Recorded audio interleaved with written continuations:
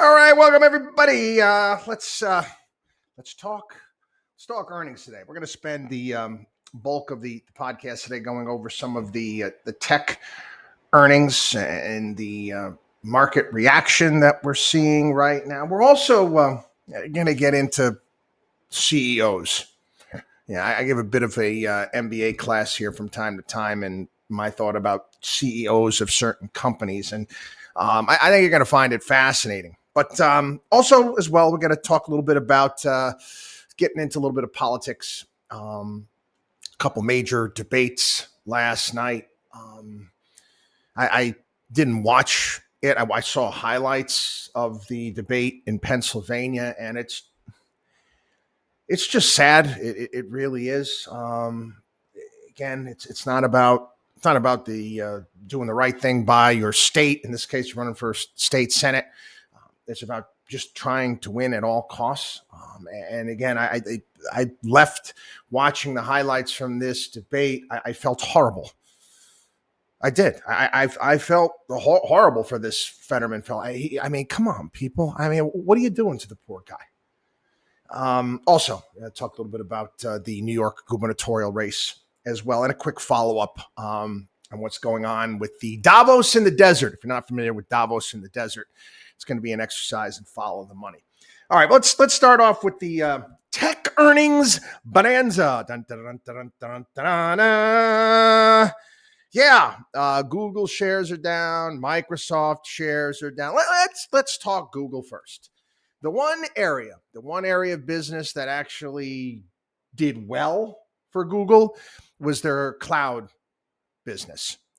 They're not, believe it or not, they are not the 10,000-pound gorilla when it comes to cloud services. That's actually Amazon, AWS, Amazon Web Services. That they're the biggest that's out there. But Google did quite well in that division. My question remains: is okay, you can continue to grow that, but at what clip? I mean, how long do you expect this thing to go? The talk today on the business programs is, well, what inning are we in? It's a playoff time for the baseball when it comes to cloud. I think we are towards the middle, quite frankly, even on the other side to some degree. The other areas of business, I want to get into this as well, is the advertising business. And we told you, what companies do during recessions, if they're smart, is they reevaluate where they are spending money. They do. They reevaluate where they are spending money. And they're saying to themselves, geez, what's working and what's not working? Not to mention, remember all those ads on YouTube and Google and searches not too long ago for crypto? You don't see many of them anymore. I mean, you're still seeing the crypto hacks on advertising on CNBC, but they're not all over the web anymore. Real estate's another one. Yeah, mortgage rates all-time highs. Again, the real estate advertisements have gone by the wayside. The reality is, does it work? Does it work? I'm sure for certain businesses it does.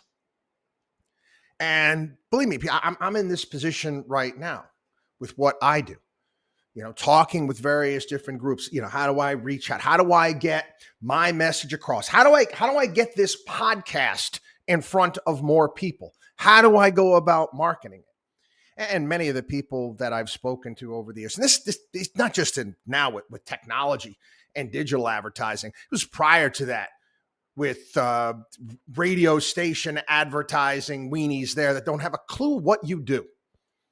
Now, I've got to go off on these people sometimes. I'm saying, you do realize that I'm not selling a $12 pizza with some cheesy bites on the side.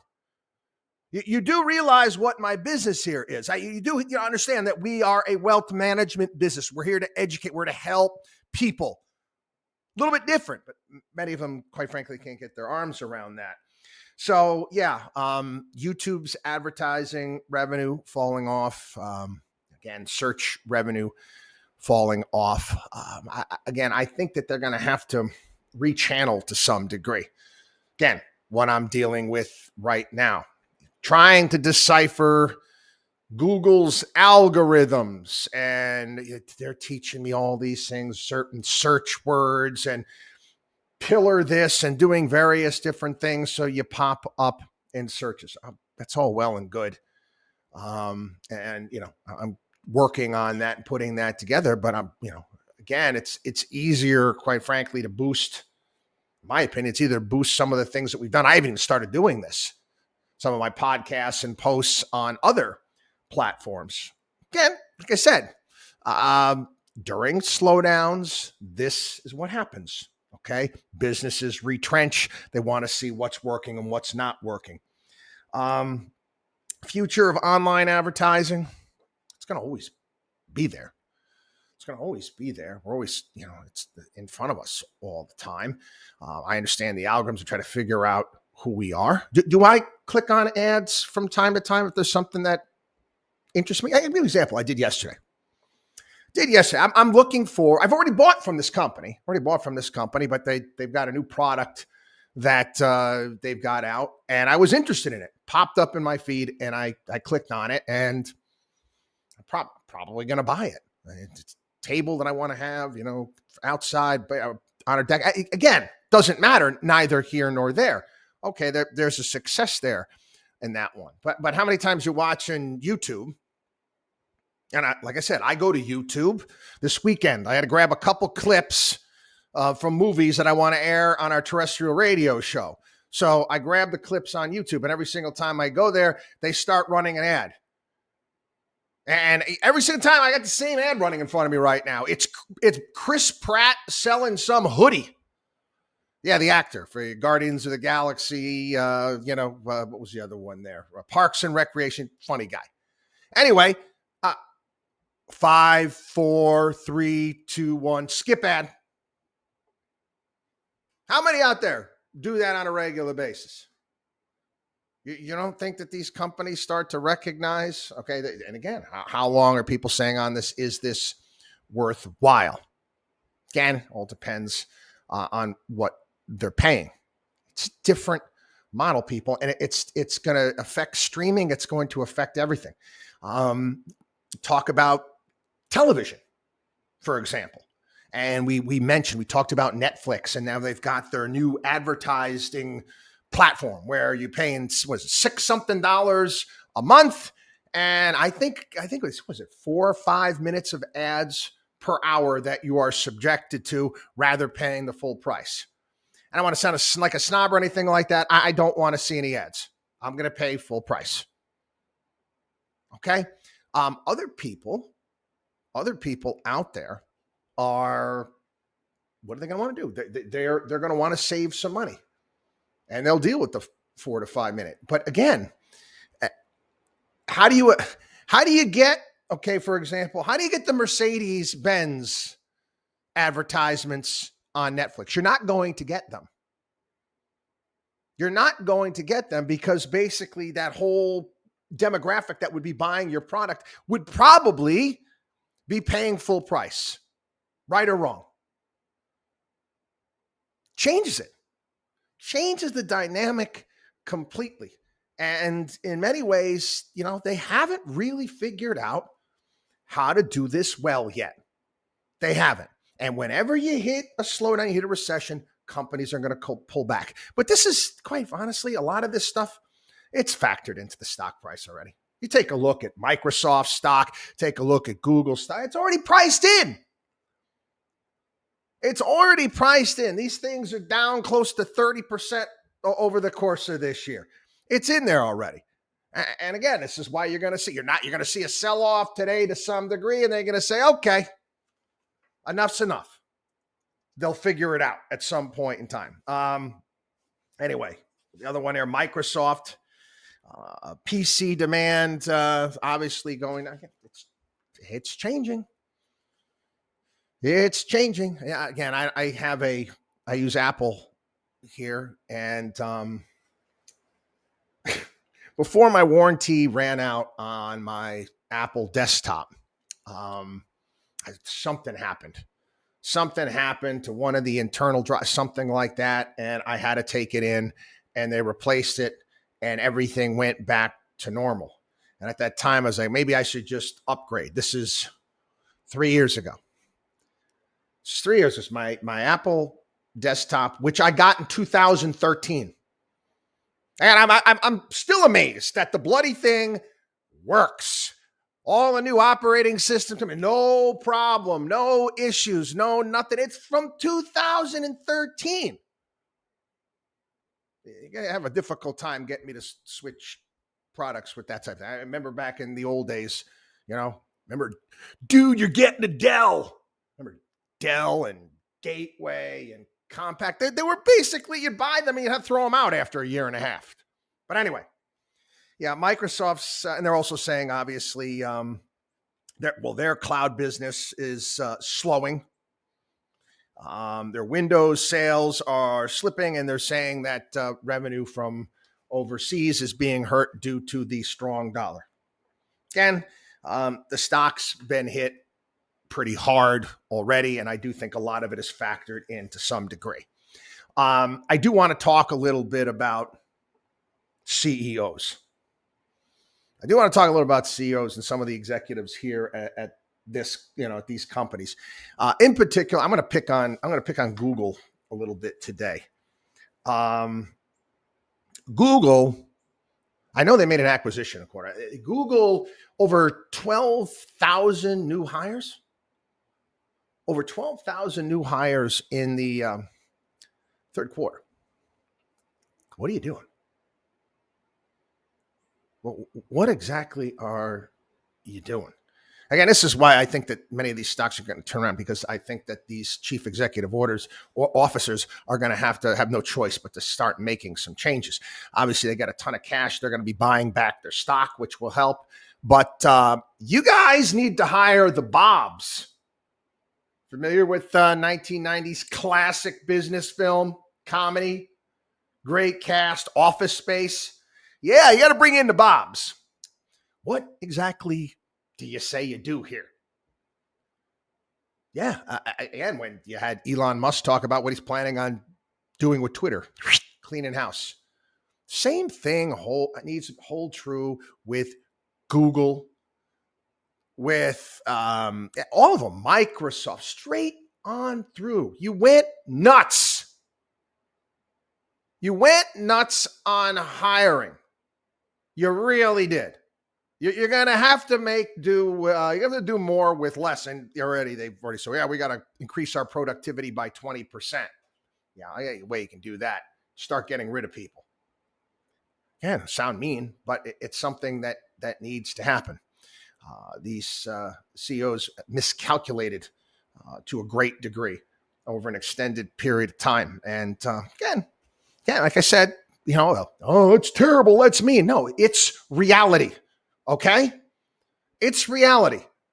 You got to fire a warning shot out there. Okay, you better make sure you're worth your while here at this business, because they're paid well. They're paid well. Again, I listened in. Remember, we were talking about that conference call with Google, with people chiming in.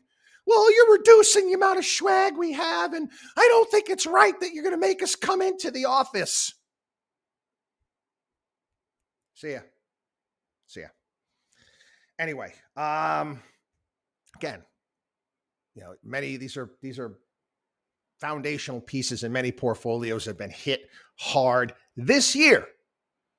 Do I think that they're going to have the capacity to turn them around? Yeah, I do. I think it's going to take a work through, and I think it's necessary. And I think that these companies will come out stronger on the opposite side. But quite frankly, it's taken them too long, quite frankly, to adjust. They should have seen this coming. We praise all of these chief executive officers. Oh, they're awesome. They give us. I'm like, you didn't see this coming? You're behind right now. Now you got to play catch up, which you can do because of the position that you're in. But you kind of blew it over the past year. Anyway, let's talk a little bit about politics today on the program. I know we're leading up to an election, and we've been doing a little bit more here on the program. Again, you've got this Fetterman Fetterman, Dr. Oz debate in Pennsylvania, and painful. It was painful to watch. It was painful to watch in the same sense as that it's painful for me to watch Joe Biden at this point in time. It's painful to watch. This Fetterman. I wish they would just, figure out some way that they could pull him and run somebody else in their place. Now, Democrats have done that before. Anybody remember when this was done? Oh, yeah. New Jersey. Bob Torselli, senator from Jersey, got himself in some sort of trouble. I can't remember exactly what it was, some scandal. And this is after he was yelling and screaming on the Senate floor, banging on a table, kind of like Khrushchev, that he didn't do it, whatever it may be. But anyway, Torselli is removed from the ballot due to this scandal. I don't even know how the Democrats pulled it up, but it's New Jersey. Okay, big machine there in Trenton. And it was replaced by a senator who was retired, Frank Lautenberg. Put him on the ticket at the last minute to get rid of Torselli, who would have lost. And guess what? It's New Jersey, and Lautenberg won. But in this type of a situation, you need some sort of, rule, some sort of, in case of emergency, break glass. Because, this guy, you can't let this guy represent your state. And I've said this before. You got a lot of the right, and again, I'm not a member of the Republican Party, but they're most certainly salivating over this. When I'd be playing it as listen, okay, find some way. We want someone that's obviously capable of doing the job in this position. I've always said this. I always want the two best candidates out there. You go back to the old South Park episode where they, the whole thing about a giant douche running against a turd sandwich. I'd rather have two strong opponents facing off against one another, and we get a great candidate. We get a great representative rather than what we end up with. And, quite frankly, I haven't paid much attention to Pennsylvania politics. I don't know much about Dr. Oz. I know some issues here and there, but this is not good. This shouldn't happen. Another takeaway from this is that over 500,000 ballots have already been placed in Pennsylvania prior to this debate, and you can't change. All of you early voting people out there, all this bullshit. I'm sorry. I mean, it's you think that this is smart? Well, stuff happens. It shouldn't work this way. You want to have a period of time, okay, where, guess what? You can hold debates up to this in a state. After that, you have have a quiet period where early voting can be done. But 500,000 ballots have already been cast and you can't change them. Maybe people did know, and then they watch this and saying, oh my God, what did I do? Yeah, that's the idea. State of New York, you've got Lee Zeldin, and really took it to Governor Kathy Hochul in the debate that they had. And just, again, you are what your record says you are. You are what your record says you are. I see this sometimes, people defending, no, New York City's actually really safe. Everybody's lying. Bullshit. Take a look at the numbers. You are what your record says you are. Again, Bill Parcells. Take a look at the numbers. Don't tell me New York is safe. New York is different. It's not the same. It's not even close to the way it was. I bet you 99.9% of the population love to hit the reset button to go back to Giuliani or Bloomberg for that matter. Even though Bloomberg was a pain in the ass nanny state, got to put calories on the menu and, remove the salt, all that other BS that he got himself involved with. At least the city was safe and it was run well. Now they have no money. They're going bankrupt. There's crime everywhere. You have no-go zones that have returned. But again, this debate, Lee Zeldin points it out. Hochul tries to run from it. But again, you got way too many people here in this country that are just, again, they're stuck on their party. They're stuck on stupid. It was interesting. There was a editorial today in the Wall Street Journal. It's a well-written article. This guy is an independent, and he's, making fun of both sides. And he says, I come from, what the line he had there, I remember, he said, I come from Chicago. I said, all politicians are guilty until proven innocent. That's the same type of thinking that I have. And again, people, you got to put your party aside. Parties, again, our founding fathers says parties are bad. Parties are awful. Okay. Vote the individual, vote the candidate. I talked about this when Tulsi Gabbard is running for the presidency. And I'm saying it's the best candidate that they have. It's the best candidate they have. But again, she wasn't part of the system. She thought a little bit differently. They had to have her eliminated, even though she took out Kamala Harris. You party? Okay. The Democrat, the donkeys anointed Joe Biden. They did that out of South Carolina. They did. That was the decision that they made. He shouldn't be doing this job at this point. And we all know this. Anyway, move on quickly. One more quick story here. Saudi Arabia's energy minister blasting the release from the Strategic Petroleum Reserve here in the United States, basically saying the United States is trying to manipulate oil markets. Yeah. It's exactly what Joe Biden is doing, looking to manipulate oil markets. And they're none too happy about this, and they're making fun. You're saying basically you guys are depleting emergency stocks. That's not too smart. He said, it's my profound duty to make clear to the world that losing emergency stock may be painful in the months to come. Yeah, the Biden administration thinks that they're going to buy back all of this oil at $70 a barrel. Really? From who? Putin, maybe.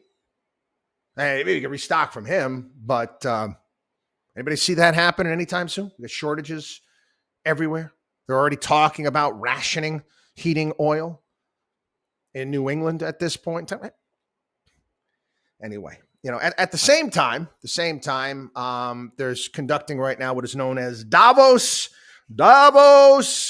in the desert. I guess they've got some, 700 CEOs from around the globe going to, my fault. 400 American CEOs. That's just American. Okay, so obviously that there's more. I don't know the total to participate in this conference. Why? Why would they participate?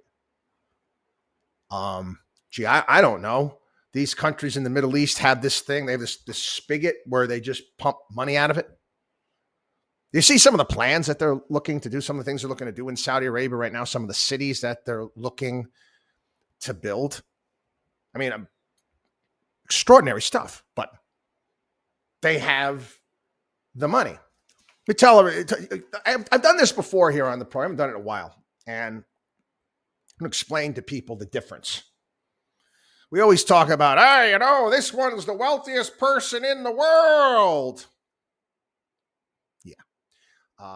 Elon Musk is not the wealthiest person. His wealth is tied up in the stock in the company that he owns. Okay. They calculate that wealth based upon what the shares are trading at that point in time.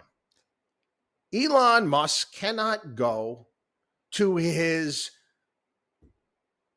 advisor, his stockbroker, and say, sell it all and sell it all at this price. Not going to happen. Okay, for every seller out there, there needs to be a buyer. And what happened when selling pressure comes in? Share prices drop. And Elon Musk is selling. It's going to drop even more. and the share price would collapse. This again goes to the fallacy of the whole wealth tax crap that Elizabeth Warren was pushing. The real money that's out there, you see the real money around the globe. And again, if you travel to places, in particular, London, I always found it's striking. Go there and you see the amount of wealth from the Middle East. I mean, it's off the charts. It's off the charts, the type of wealth that is thrown around. I've seen it. We go on vacation in Greece, not so much this year because most of the oligarchs were banned. You see these ships, and that's what they are. They're not yachts, they're ships. And they have names. You can look up their Wikipedia pages, and it's owned by some Ukrainian guy or some guy from Kazakhstan. They've got guys with machine guns on the docks and countermeasures. This is real money, okay? It's real money because guess what? Everybody's got to heat their home, and everybody's got to fill up their car, and everybody's got to flip the switch and turn the lights on, and they provide the means to do that. That's a different type of money. And when why wouldn't you have Davos in the day? If, you're running these countries, say, hey, well, you know what? We're going to open things up here, and we've got all of this cash, and we're going to cut deals with these businesses. We're going to build things and create. But again, this is what happens, people. Money will find. It's almost like osmosis, the path of least resistance. It's going to go to a place where it's wanted. It's going to go where it's wanted. But when you put up barriers and you make it difficult to build and invest in a myriad of other things, it'll go elsewhere. Now, granted, okay, you're dealing with other issues when it comes to Saudi Arabia. It's obviously it's a kingdom and their rules and regulations, and the fact that, hey, who knows? They could, remember when they took all those princes and they imprisoned them at the Ritz-Carlton or the Four Seasons in Riyadh and shook them down? You got that risk there. But obviously there's so much money flowing there that you got 400 American CEOs saying, hey, we might want to check this out. Anyway, have a great day, everybody. Again, I want to remind everybody, take advantage of everything that we have. Get to our website at watchdogonwallstreet.com, our personal CFO program. Do me a favor, let people know about the podcast. Have them sign up for the podcast. Have them check out the YouTube channel, whatever it may be. I always love it when I get a little help in that direction. Watchdogonwallstreet.com. We'll see you.